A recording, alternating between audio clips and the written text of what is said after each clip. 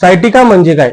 Sciatica म्हणजे L4 L5 S1 म्हणजे आपल्या कमरेतील जी 3 मणके आहेत, चौथा मणका, पाचवा मणका आणि माकडाड, या 3 मणक्यापासून जी शीर असते ती शीर आपल्या मणक्यांपासून तो दोन्ही पायांमध्ये जात असते. त्या शिरेला नाव असतं सायटिक नर्व.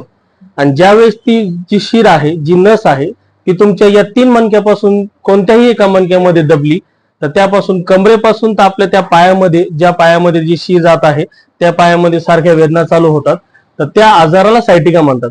म्हणजे तुमच्या पायामध्ये जाणारी जी सायटिक नर्व आहे L4 L5 आणि S1 या 3 मणक्यापासून ज्यावेळेस दबली जाते त्यावेळेस सायटिकाचा आजार चालू होतो. आता हा जो आजार आहे हा समजून घ्या, हा नस दबल्यामुळे आजार आहे. तुमच्या मणक्यामध्ये नस दबली आहे म्हणून तुम्हाला तो त्रास झाला आहे. आता बरेचसे पेशंट माझ्याकडे येतात, सर आम्ही 5 वर्ष ट्रीटमेंट केली, आम्ही 10 वर्ष ट्रीटमेंट केली, आम्ही 15 वर्ष मेडिसिनची ट्रीटमेंट केली. या ट्रीटमेंटमध्ये या सायटिका सारख्या आजारामध्ये तुम्ही 15 वर्ष जरी मेडिसिन खात बसले तरी हा आजार तुमचा कधीही बरा होणार नाही. ज्यावेळेस तुमच्या मणक्यामध्ये दबलेली जी नस आहे, ज्या दिवशी ती दबलेली नस मोकळी होईल त्यावेळेस तुमच्या आजारातून सुटका होणार आहे. कोणत्याही मेडिसिननी, कोणत्याही औषधांनी तुमच्या मणक्यामध्ये दबलेली नस कधीही मोकळी होऊ शकत नाही.